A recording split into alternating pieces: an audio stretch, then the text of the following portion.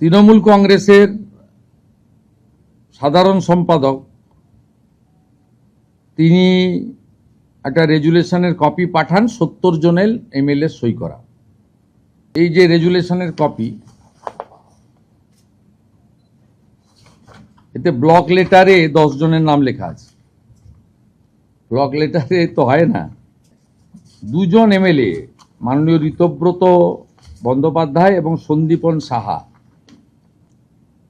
টিএমসির 2 জন এমএলএর অভিযোগের ভিত্তিতে স্পিকারের নির্দেশে প্রিন্সিপাল সেক্রেটারি হেয়ার স্ট্রিট থানায় একটি এফআইআর করেন এবং হোম সেক্রেটারির নির্দেশে আমার অনুমোদনে পুলিশ মন্ত্রী হিসেবে এটাকে সিআইডিতে দিয়ে দেয়।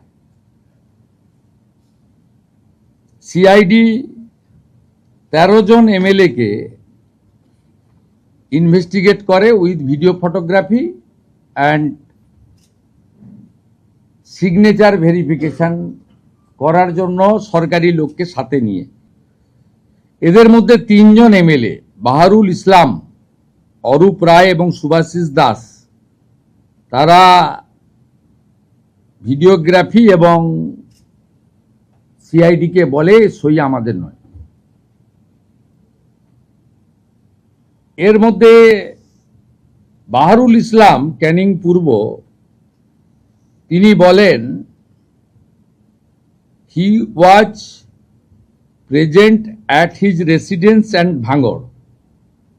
উনি কলকাতাতেও আসেননি।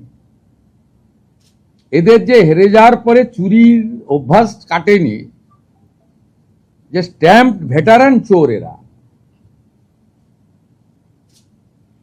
এত প্রতিষ্ঠিত চোর, এটা তো দেখা যায় নিজের দলের এমএলএদের সই জাল করেন এবং 3 জন এমএলএ সেটা কনফেস করে সিআইডির সামনে, হ্যান্ডরাইটিং এক্সপার্ট এবং ভিডিওগ্রাফির সামনে।